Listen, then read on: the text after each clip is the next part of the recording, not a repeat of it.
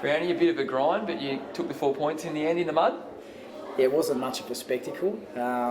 It had the typical West Park breeze coming straight down the ground today into the far pocket, and I think probably nearly 70% of the game was played down the far end and the right-hand side, which is not much to watch.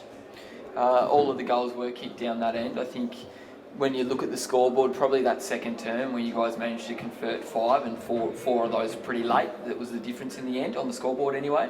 Yeah, look, and it's difficult too because there's a lot of numbers start to congregate around the ball, and we're trying to get our players to open it up and drag guys away, and it just doesn't happen. So when you've got about 20 to 30 players around the ball, it's going to be hard to score, and that's pretty much how the game went for most of it. There was probably a patch there where we were able to get a couple of repeat entries when guys were free, took a couple of marks and scored some good goals.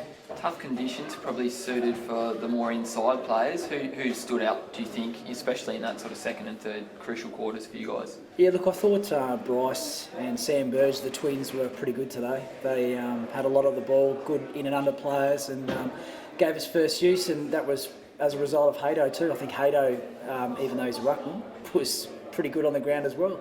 I think he finished with 28 possessions, took a lot of marks around the ground, and I don't think he lost many taps either. He probably could have got it rewarded a little bit more in the ruck contest, but yeah, no, he didn't.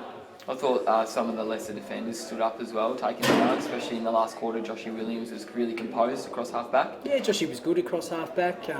We tried a few guys in different roles as the game evolved. We played Bryce across half-back in the third quarter and probably mopped up about 12, 13 touches in a quarter, which was good. So it's good to play guys in different positions in those conditions. Looks like you might have a few injury concerns with that head clash with Josh, and then it looked like Gillbee was pretty groggy at half-time. Yeah, Josh had a pretty good head clash with Divenuto in the second quarter, I think it was, and both got heavily concussed, and we'll see. He jogged off the ground, so I'm sure he'll be hopefully okay next week, if not the week after. Gillbee was going really well. We had a role with him to play on Sam Darley, and Sammy took him to the contest quite a bit, and Gills had about 16 touches up until he got injured, so he was on track for a good 30 possession game, so it was a shame to lose him at half time. Any other injury concerns coming out of a heavy game like this?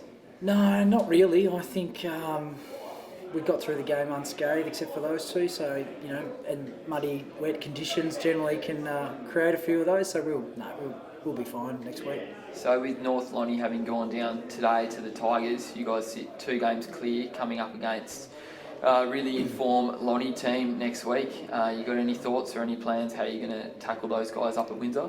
No, look, it is always a good result for us when it gives you a little bit more breathing space between first and second, and that's our aim, is to try and finish on top. So that assists that.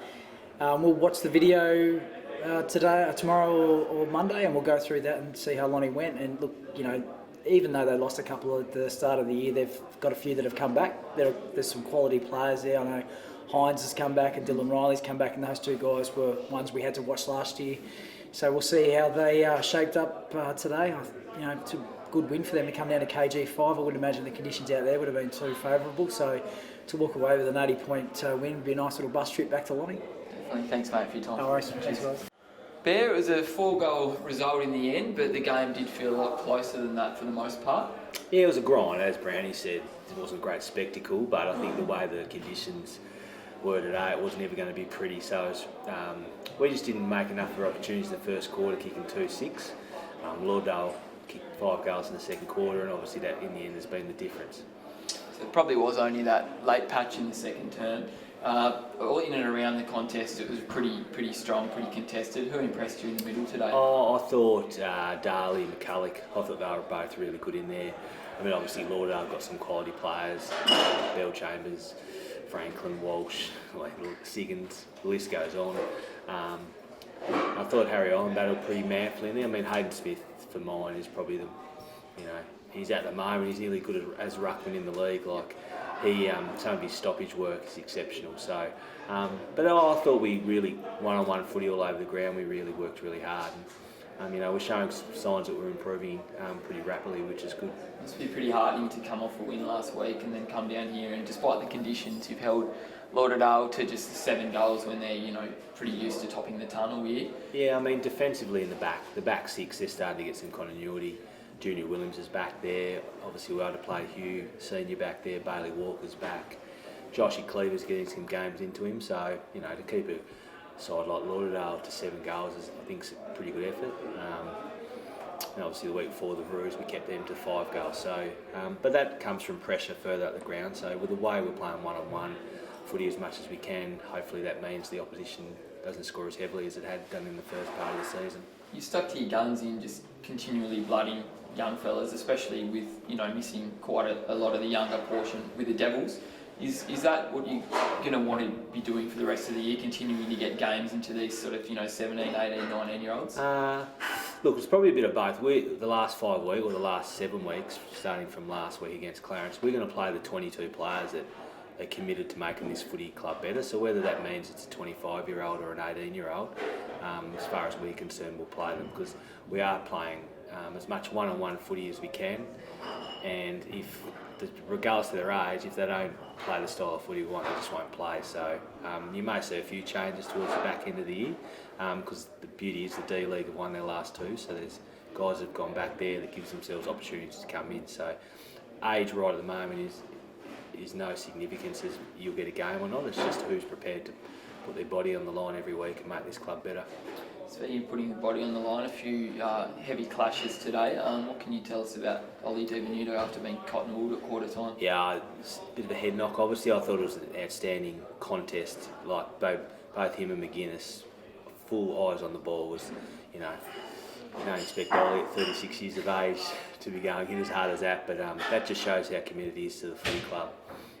So he's just, with the head knock, you've got to be so careful. So that's why we left him off for the rest of the day. It's a pretty fiery contest, especially just before half-time. Any other injury concerns for you guys at all? No, I think we're pretty good. You know, that fire, that happens. Like, Lauderdale are a very proud club, and you know, we've got to start standing up for ourselves. So we look forward to the next few weeks of really making sure we don't get bullied around. So that's what you'll see in North Hobart in the next 5 weeks. Speaking of next week and not getting bullied around, you will probably come up against a pretty physical Glenorchy unit. I know that they've gone down to Lonnie today, and after dropping a few games, I'm sure it's probably a good time for you guys to get them at in terms of where you know the form you've both been playing at. But I'm sure it's going to be a pretty hectic contest. Yeah, I mean, obviously PK has been talking about their centennial year for the whole year, so we've got to make sure that we are really prepared for a really tight contest, one-on-one footy all over the ground. You know, we've been okay against Glenorchy both times this year, so we just need to make sure that we're switched on. Obviously, they haven't won for a few weeks now, and they'll come out really prepared to take us on. So we just got to make sure we get our matchups right forward of the ball, because obviously Darley, Grace and Jay have all kicked nearly in excess of 30 goals each, so it's pretty important we put some time into them. Yeah, we'll go in, play one-on-one footy and give ourselves a chance to beat them. No worries, mate. Thanks. Thanks, Bert.